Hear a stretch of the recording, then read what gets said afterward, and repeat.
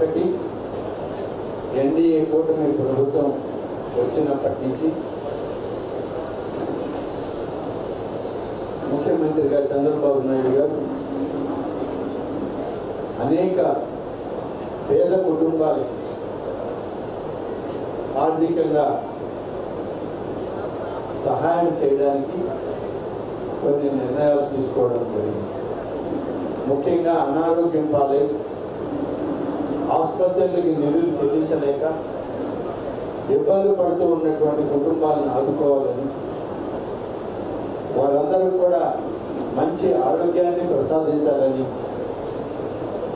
గౌరవ ముఖ్యమంత్రి చంద్రబాబు నాయుడు గారు ఈ యొక్క ముఖ్యమంత్రి సహాయ నిధి నుంచి నిధులు విడుదల చేయడం జరుగుతూ వస్తుంది. కోట్లాది రూపాయలు ఈ రాష్ట్రంలో ఉన్నటువంటి 175 నియోజకవర్గాల్లో ఎవరికి ఆర్థిక సహాయం కావాలన్నా, ఆరోగ్య పరిస్థితులు మెరుగు చేసుకోవడానికి, కార్పొరేట్ వైద్యం తీసుకోవాలన్నా వారు ఎవరైనా సరే ముందుకు వచ్చి అడిగితే వారికి సహాయం చేస్తూ ఉంది ఈ ప్రభుత్వం. ముఖ్యమంత్రి గారి ఆదేశాల మేరకు అని చెప్పి ఈ సందర్భంగా తెలియజేస్తా ఉంటారు. అదేవిధంగా ఆత్మకూరు నియోజకవర్గం నెల్లూరు జిల్లాలో ఇప్పటి వరకు అనేక మందికి ఈ నియోజకవర్గం నుంచి నిధులు విడుదల చేయడం జరిగింది. మన ప్రభుత్వం వచ్చినటువంటి 9 మాసాల్లో ఆత్మకూరు నియోజకవర్గ పరిధిలో 183 కుటుంబాలకి 2,22,02,848 రూపాయలు ఇప్పటికి పంపిణీ చేశామని చెప్పి నేను మీకు మనవి చేస్తాను. ఇంత పెద్ద మొత్తం ఈ 10 మాసాల్లో ఒక్క నియోజకవర్గంలో ఉన్నటువంటి పేద వర్గాల ప్రజలకి మేలు చేయడానికి ఇవాళ ఎన్డీఏ కూటమి ప్రభుత్వం, తెలుగుదేశం పార్టీ అధినేత శ్రీ చంద్రబాబు నాయుడు గారి నాయకత్వంలో నిధులు విడుదలయ్యాయి. అలాగే ఇవాళ 47 కుటుంబాలకి దాదాపు 47,84,224 రూపాయలు ఇవాళ ఈ 47 మందికి కూడా చెక్కులు ఇవ్వడం జరుగుతుంది. అన్ని మండలాల్లో ఉన్నారు. ఎక్కడ ఎవరికి ఆరోగ్యం బాగలేదు, మేమేదో కార్పొరేట్ వైద్యం పోతున్నాం, ఆరోగ్యశ్రీ వర్తించదు, మాకు సహాయం చేయండి అని అడిగితే వారందరికీ సహాయం చేస్తుంది ఇవాళ మా ప్రభుత్వం అని చెప్పి నేను ఆ విధంగా చేస్తే ఆత్మకూరు నియోజకవర్గంలో ఈరోజు పంపిణీ చేసేటువంటి కుటుంబాలు 47 కుటుంబాలు 47,84,224 రూపాయలు ఈరోజు పంపిణీ చేయడం జరుగుతుంది. 47 కుటుంబాలు లబ్ధిదారులు ఇక్కడే ఉన్నారు. వారందరికీ కూడా ఈ మీడియా సమావేశం తర్వాత వారందరికీ కూడా ఈ చెక్కులు పంపిణీ చేయడం జరుగుతుందని చెప్పి నేను ఈ సందర్భంగా తెలియజేస్తాను. ఇక రెండవది అతి పెద్ద కార్యక్రమం, భారతదేశమంతా కూడా ఈ కార్యక్రమం జరగాలి, ఈ కార్యక్రమం ద్వారా ప్రతి కుటుంబానికి విద్యుత్ కాంతులను ఇవ్వాలి అనేటువంటిది కేంద్ర రాష్ట్ర ప్రభుత్వాల యొక్క ఆలోచన.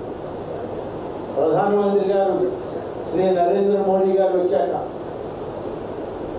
వారు విద్యుత్తు ప్రతి ఒక్కరికి, ప్రతి కుటుంబానికి సమాంతరంగా అందరికీ రావాలి అన్నప్పుడు పేద వర్గాల ప్రజలు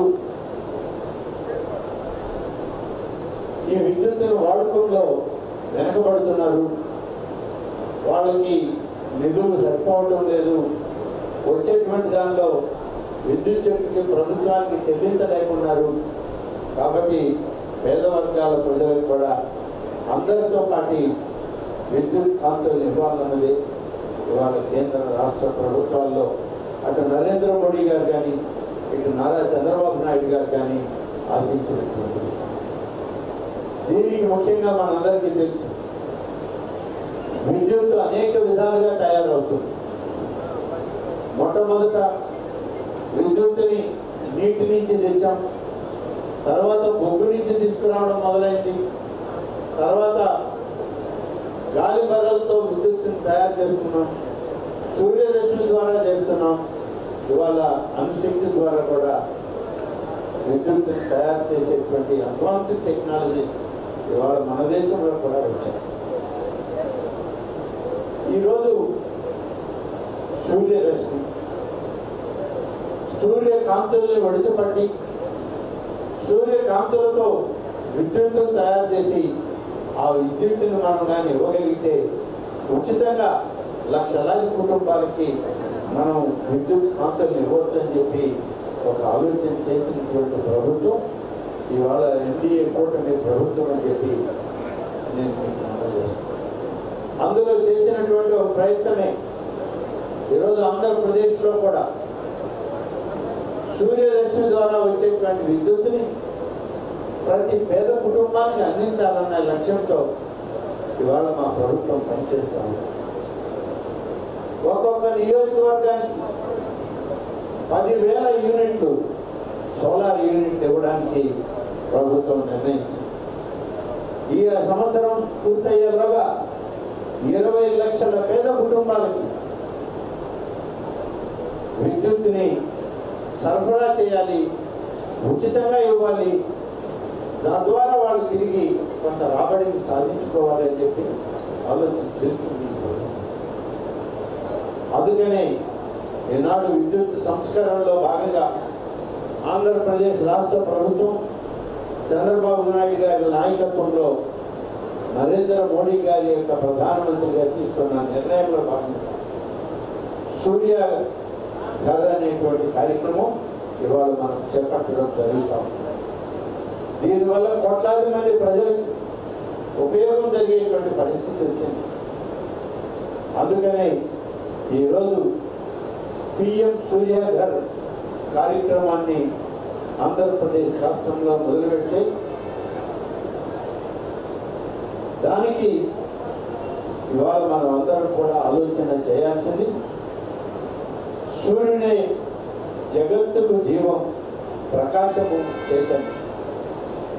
సూర్యుడు లేనిదే ఈ జగత్తు లేదు, సూర్యుని వెలుగు కాంతులు లేనిదే ఈ యొక్క భూగోళంలోని ప్రపంచ మానవాళికి ఇబ్బంది కలిగే పరిస్థితి. అందుకనే సూర్యరశ్మి ద్వారా విద్యుత్తును సంపాదించి ఆ వచ్చినటువంటి విద్యుత్తుని ఇవాళ ప్రతి పేద కుటుంబానికి ఇవ్వాలని చేసేటువంటి ఒక ప్రయత్నం ఈరోజు మన ప్రభుత్వం చేస్తూ ఉందని చెప్పి నేను మనం చేస్తాను. అందుకని నరేంద్ర మోడీ గారి నాయకత్వంలో ఇవాళ ముఖ్యమంత్రి చంద్రబాబు గారు ఈ కార్యక్రమాన్ని తీసుకోవడం జరిగింది. ఆత్మకూరు నియోజకవర్గంలో కూడా 10,000 సోలార్ యూనిట్లు ఇవ్వడానికి ఇవాళ అనుమతి లభించింది. ఇంకా అవసరమైతే ఇంకా ఎంతమంది ముందుకు వచ్చినా అందరికీ సోలార్ యూనిట్స్ ఇస్తామని చెప్పి రాష్ట్ర ప్రభుత్వం ఇప్పటికే ప్రకటించింది. 10,000 యూనిట్లలో ఎవరు ముందుకు వస్తే వాళ్ళకి ఈ సోలార్ యూనిట్ ప్యానల్స్ బిగించడం జరుగుతుంది.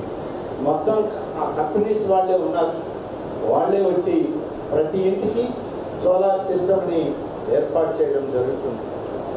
దీనిలోనే ఇవాళ ప్రభుత్వం ప్రతి ఒక్కరికి లాభదాయకమైన విద్యుత్తును అందించాలని చేసేటువంటి ప్రయత్నం ఈరోజు మొదలుపెట్టామని చెప్పి మీకు మనవి చేస్తాను. మామూలుగా అయితే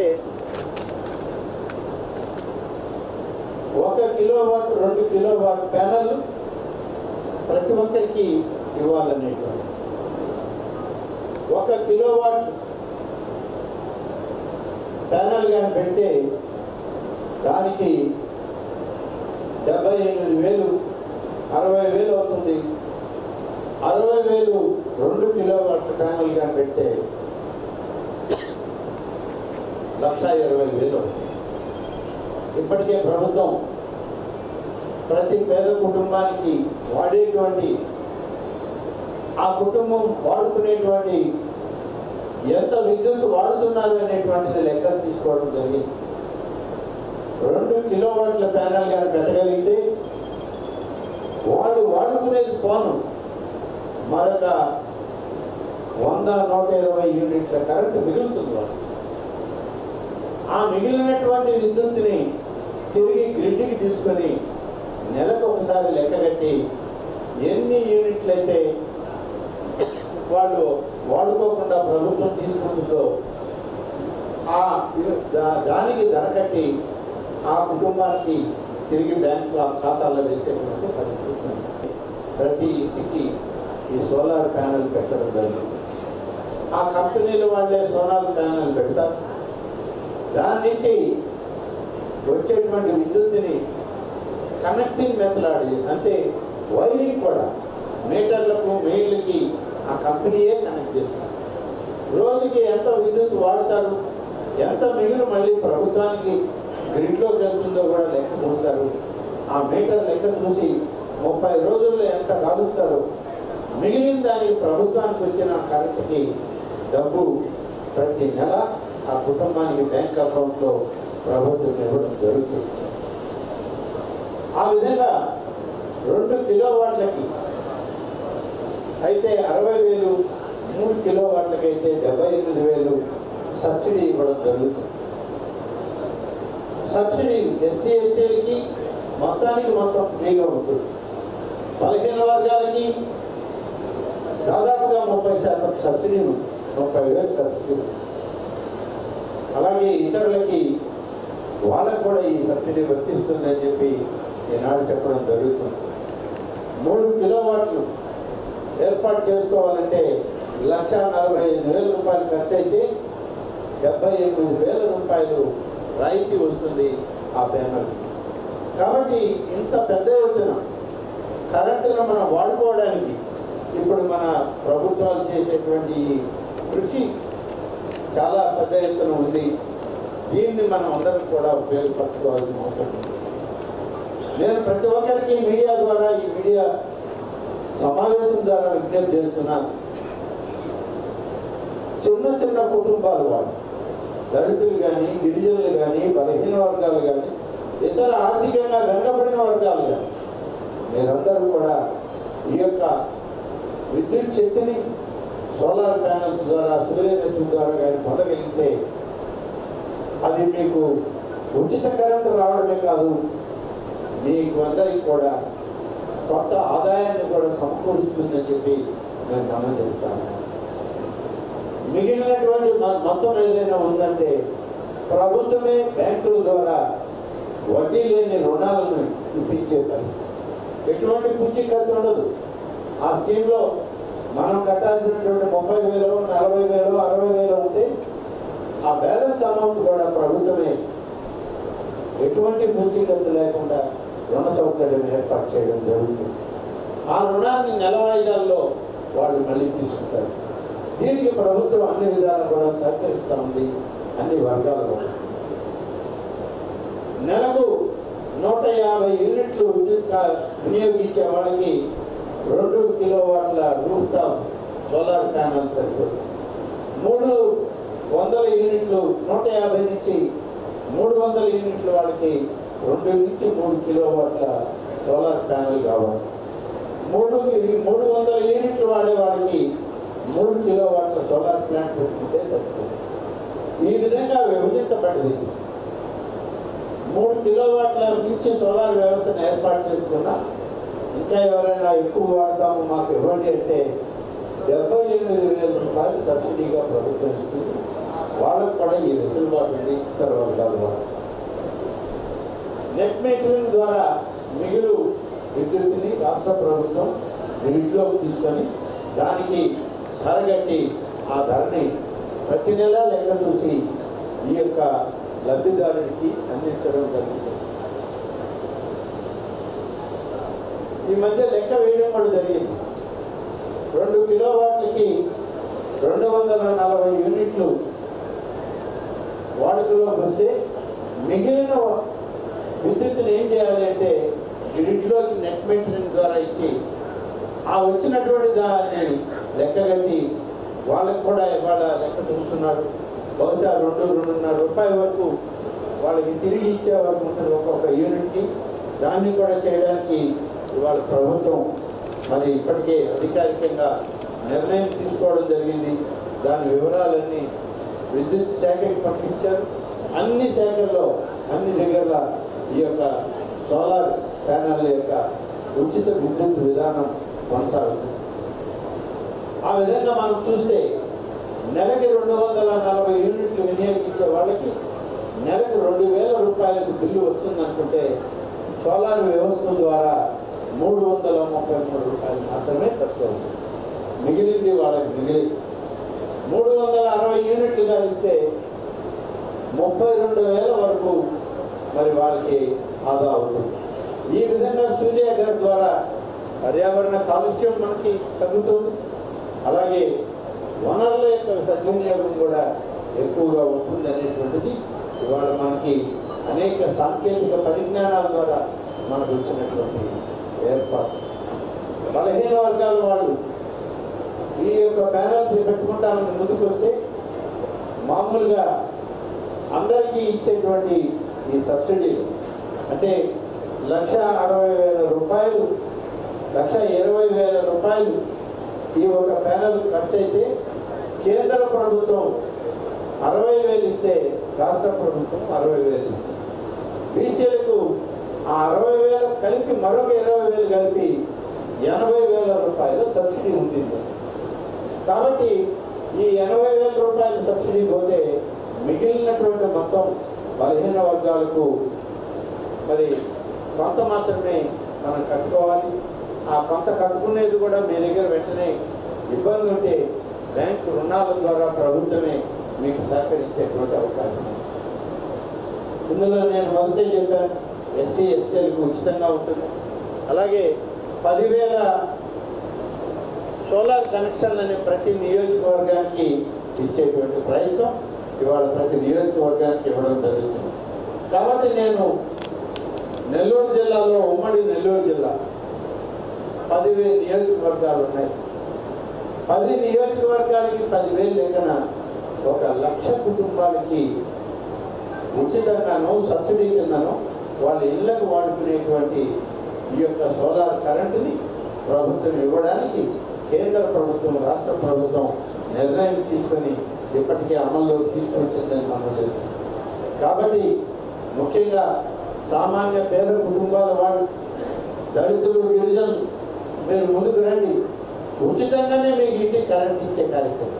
ఇవాళ మీరు వాడే కరెంటు కూడా మీరు డబ్బు కట్టాల్సిన పరిస్థితి. అది కూడా లేకుండా ఉచిత విద్యుత్ విధానం ఉంది. మీరు వాడుకొని పోని మిగిలిన కరెంటుకి మీకే తిరిగి ప్రభుత్వం విద్యుత్ ధర చెల్లించే కార్యక్రమం కూడా ఉంది. బీసీలకు కూడా సబ్సిడీ పెంచాం, దానికి కూడా ఇవ్వడం జరుగుతుంది. ఇతర వర్గాల వాళ్ళకు కూడా దీనిలో సబ్సిడీ రేట్ తోటి ఈ సోలార్ ప్యానెల్ బిగిస్తారు. కాబట్టి ఈ విధంగా రాష్ట్ర ప్రభుత్వం విద్యుత్ వినియోగానికి సంస్కరణలు తెచ్చి విద్యుత్తుని ప్రతి కుటుంబానికి ఇచ్చే కార్యక్రమంలో ఆ వెలుగులని, సూర్యుని యొక్క వెలుగులని ప్రతి ఇంటికి ఇవ్వాలని చేసేటువంటి ప్రయత్నం కేంద్ర రాష్ట్ర ప్రభుత్వాలు నరేంద్ర మోడీ గారి నాయకత్వంలో, ఇక్కడ చంద్రబాబు నాయుడు గారి నాయకత్వంలో జరుగుతూ ఉందని చెప్పి నేను ఈ సందర్భంగా ఇక్కడే అనేక మంది లబ్ధిదారులు వాళ్ళ ఆత్మకూరు నియోజకవర్గం నుంచి వచ్చారు. అనేక మంది పార్టీ నాయకులు, కార్యకర్తలు ఇక్కడ వందలాదిగా ఉన్నారు. వారందరికీ కూడా నేను మనవి చేస్తున్నా, మీ గ్రామాల్లో ఎవరు సూర్యరశ్మి కావాల్సిన విద్యుత్తును పెట్టుకుంటామని ముందుకు వచ్చిన అందరి చేత అప్లికేషన్ తీసుకోండి. అందరికీ ఇవ్వడానికి అవకాశం ఉంది. ఇది ఒక బృహత్తర పథకం. ఖర్చు లేకుండానే విద్యుత్తును పొందే అవకాశం మనకి మిగిలితే తిరిగి ప్రభుత్వమే కొనుక్కొని మనకి డబ్బు ఇచ్చేటువంటి అవకాశం.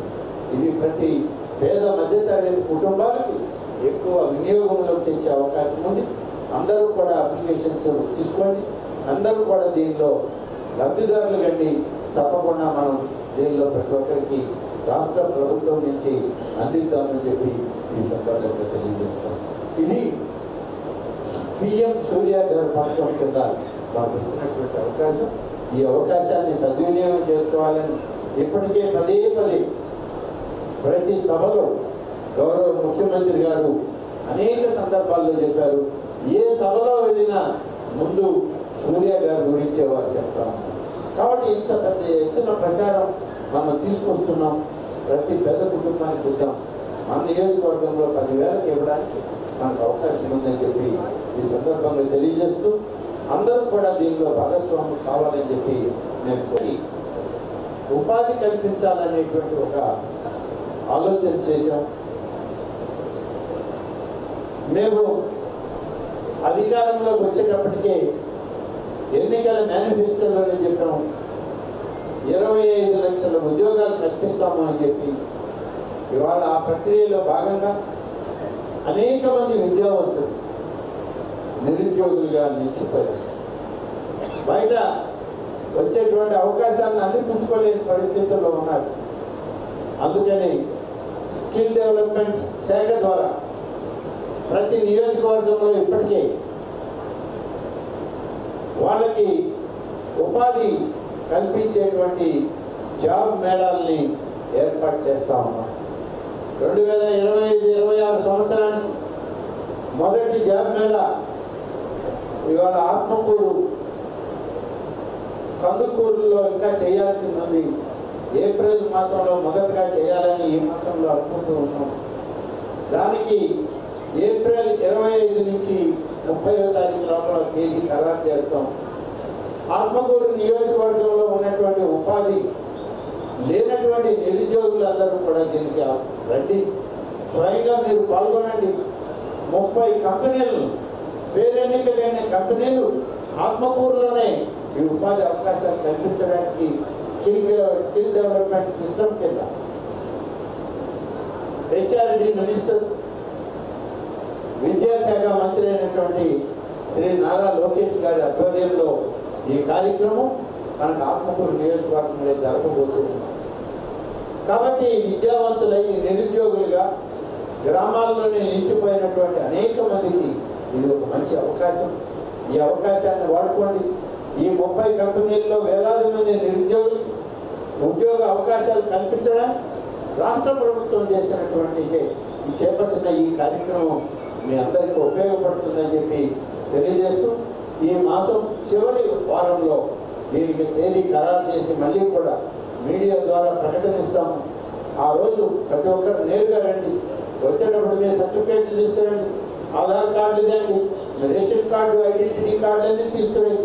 మీ సర్టిఫికేట్ తోటి వచ్చి కంపెనీల ముందు హాజరైతే ఆ కంపెనీల వాళ్ళు మరి వాళ్ళకి అవసరమైనటువంటి వాళ్ళందరినీ ఉద్యోగాలకు తీసుకునేటువంటి అవకాశం. ఈ 30 కంపెనీలు కూడా ఆత్మకూరు నియోజకవర్గంలో పాల్గొనడం జరుగుతుందని ఈ సందర్భంగా తెలియజేస్తాను. అపప్రదాన్ని ఆపాదించడం ఇది ఒక ఆనవాయితీగా తయారైపోయింది.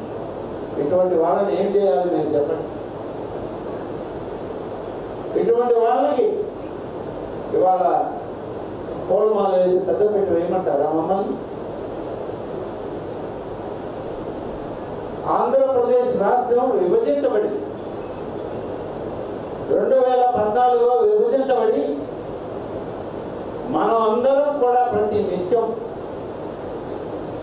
సీతారాముల్ని స్మరించుకుంటాం. హిందూ ధర్మం ప్రకారం, సాంప్రదాయం ప్రకారం, ఆగమ శాస్త్రాల ప్రకారం భగవంతుడిని సేవించడం అనేటువంటిది ఇవాళ మాత్రం ఉన్నటువంటి తొలి కర్తవ్యం. కళ్ళు తెరవగానే ఒక భగవంతుని ఫోటోకి అది వెంకటేశ్వర స్వామి, సీతారాముల, లేకుంటే మరొక విఘ్నేశ్వరుడా, మరొకరా, శివుడా, పార్వత, ఎవరినో ఒకరిని కొలుచుకుంటాం. కానీ దురదృష్టం నాస్తికులు గత 5 సంవత్సరాలతో ఈ రాష్ట్రాన్ని పరిపాలించారు. వాళ్ళ నాస్తికత్వంతో ఆదాయ వ్యవస్థ, దేవాదాయ వ్యవస్థ భ్రష్టు పట్టిపోయింది.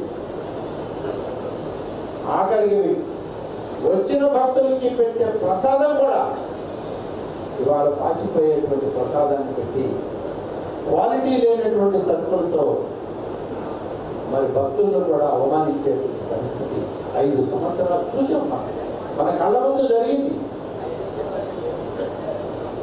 భద్రాచలం విడిపోయింది. మనకి ఉమ్మడి ఆంధ్రప్రదేశ్లో భద్రాచల శ్రీరామ నవమి రోజు కొలుచుకొని లక్షలాది మంది తరలిపోయి సీతారాముల కళ్యాణాన్ని చూస్తాం. ఇవాటికి టీవీలు వచ్చాయి, టెక్నాలజీ పెరిగింది కాబట్టి కాబట్టి భద్రాచలంలో జరిగే సీతారాముల కళ్యాణాన్ని కోట్లాది మంది తెలుగు ప్రజలు వీక్షించారు, చూశారు, ధరించారు. విడిపోయిన ఆంధ్ర రాష్ట్రంలో ప్రతి గ్రామంలో రామాలయం ఉంది, ప్రతి ప్రాంతంలో రామాలయం ఉంది. అయినా ప్రభుత్వ పండగగా చేయడానికి భద్రాద్రి రాముడు మనకు లేడే అని బాధపడేటువంటి సందర్భంలో 2014లో కొత్త రాష్ట్ర ప్రభుత్వం ఏర్పడ్డదా ఆనాడు ముఖ్యమంత్రిగా ఉన్నటువంటి చంద్రబాబు నాయుడు గారు ఒకటే ఆలోచన చేశారు. ఆంధ్రప్రదేశ్ రాష్ట్రానికి కూడా సీతారాములు కావాలి, సీతారామ కళ్యాణం ఈ ప్రజలకి చూడాలి, చూసి ధరించాలి.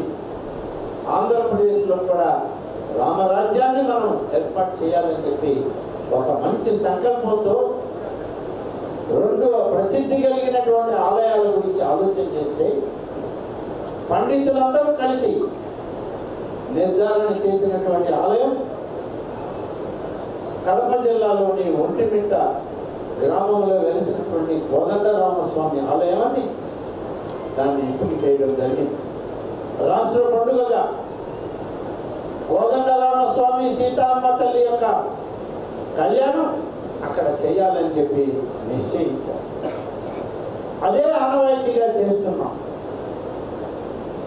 అలాగే 2వ ఆలయం విజయనగరం జిల్లాలోని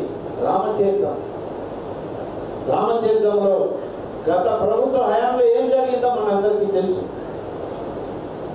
రామచంద్ర ప్రభు యొక్క తలనే వేరకొట్టి పక్కన పారేశారు. ఇది వాళ్ళకు ఉన్నటువంటి హైందవ సంస్కృతి పట్ల, హిందూ ధర్మం పట్ల, సనాతన ఆచారాల పట్ల వాళ్ళకున్న గౌరవం. మర్యాద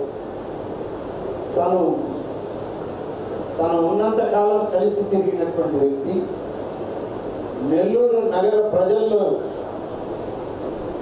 ప్రతి ఒక్కరు హృదయాలని తాకినటువంటి వ్యక్తి స్వర్గీయ ఆనం వివేకానంద రెడ్డి గారు, మా సోదరు. ఆయన యొక్క విగ్రహాన్ని నెల్లూరు నగరంలో ప్రతిష్ఠించాలని చెప్పి రూరల్ శాసనసభ్యులు శ్రీ కోటమిరెడ్డి శ్రీధర్ రెడ్డి గారు ఇటీవలే నెల్లూరు మున్సిపల్ కమిషనర్ గారికి లేఖ ఇవ్వడం, అలాగే నాతో కూడా ఫోన్లో మాట్లాడడం, వివేకానంద రెడ్డి గారి కొడుకులతో కూడా ఆయన ఫోన్లో మాట్లాడడం, నేను ఆయన కలిసి మాట్లాడుకుంటామని కూడా మళ్ళీ చెప్పుకోవడం. అంతేకాదు నోడా చైర్మన్ కోటమిరెడ్డి శ్రీనివాసరెడ్డి గారు కూడా నా దగ్గరకు వచ్చి వివేకానంద రెడ్డి గారి విగ్రహం పెట్టడానికి మాకే అవకాశం ఇవ్వండి, మీ కుటుంబం తరఫున, మీ యొక్క ఆర్గనైజేషన్ తరఫున కాదు, నేను రాజకీయంగా కొన్ని సందర్భాల్లో ఆయన్ని విభేదించిన మా అందరినీ రాజకీయంగా మా ఎదుగుదలకు కూడా కొంత వివేకానంద రెడ్డి గారి సహకారం ఉంది, అందరం కలిసి పెరిగాం రాజకీయాల్లో. అటువంటి వివేకానంద రెడ్డి గారి కాంస్య విగ్రహాన్ని పెట్టడానికి మాకు అవకాశం ఇవ్వండి అని చెప్పి అటు కోటమిరెడ్డి శ్రీధర్ రెడ్డి గారు, ఇటు కోటమిరెడ్డి శ్రీనివాసరెడ్డి గారు, గిరిధర్ రెడ్డి గారు అందరూ కూడా నాతో మాట్లాడడం జరిగింది. త్వరలోనే వారిని అందరినీ నేను కలుస్తాను. కలిసి మాట్లాడి ఇవాళ పురపాలక శాఖ మంత్రిగా ఉన్నటువంటి పొంగూరు నారాయణ గారితో కూడా ఈ విషయాన్ని మాట్లాడి నెల్లూరు నగరంలో ఆ విగ్రహాన్ని ఎక్కడ స్థాపించాలి, ఎలా స్థాపించాలి అనే విషయం మీద ఒక సమగ్రమైన ఆలోచన చేసి విగ్రహం ఏర్పాటు, స్థలం అన్నీ కూడా కుటుంబానికి వదిలిపెట్టాలని శ్రీధర్ రెడ్డి గారు చెప్పారు, శ్రీనివాస రెడ్డి గారు చెప్పారు. వారి యొక్క ఆలోచన నేను గౌరవించి తప్పకుండా వాళ్ళతో మాట్లాడిన తర్వాత వివేకానంద రెడ్డి గారి కాంస్య విగ్రహాన్ని ఏ స్థలంలో పెడితే బాగుంటుందో అందరి అభిప్రాయం తీసుకుని ఒక స్థలాన్ని ఎంపిక చేసి పెట్టడం జరుగుతుంది. ఇప్పటికే శ్రీధర్ రెడ్డి గారు ఒక స్థలాన్ని సూచించారు. చూద్దాం, వాటి మీద కూడా మళ్ళీ అధ్యయనం చేసి వారి ఆలోచన కూడా తీసుకొని వారితో కూడా మాట్లాడే ఒక నిర్ణయం చేయడం.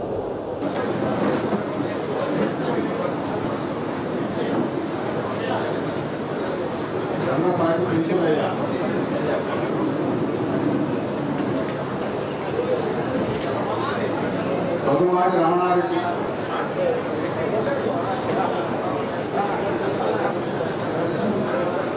యావరపాటి లీల,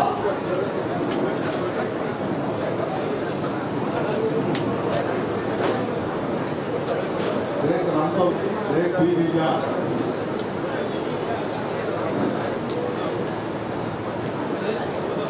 చల్లా నాగరాజమ్మ, ఆత్మకూరు చల్లా నాగరాజమ్మ,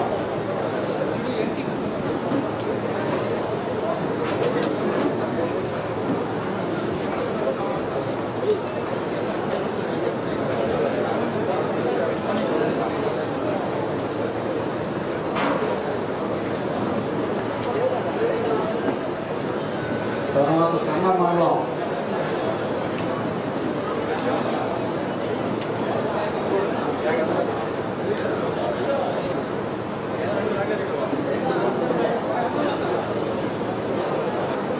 మేఘ రామచంద్రయ్య, కురుమల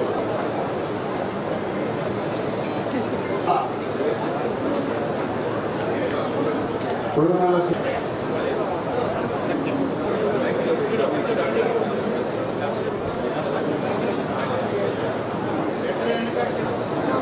అరవజాల కుమార్, ఏజర్ల పుల్లయ్య, పొంగూరు, పూలవాడ, ఖమ్మం కృష్ణ, భూమన శ్యామలమ్మ,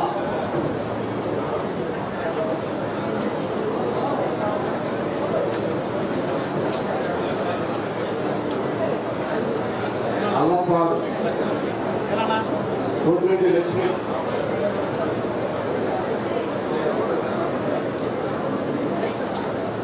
నందవరం వెంకట జాన్వీ రెడ్డి,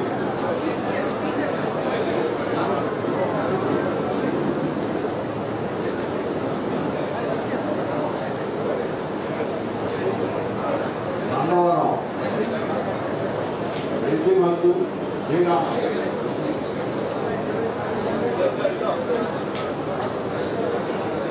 ఎల్లపాడు కొత్తకాట్ల శ్రీనివాస్,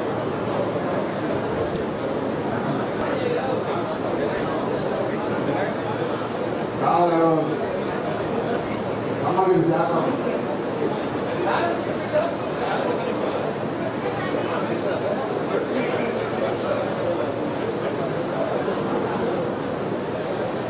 తర్వాత అనంసాగరం బాబురావు, రామిరెడ్డిపాడు, దేవుడి పెంచులయ్య, టీకే పాడు, షేక్ మీరా మెహరాజ్,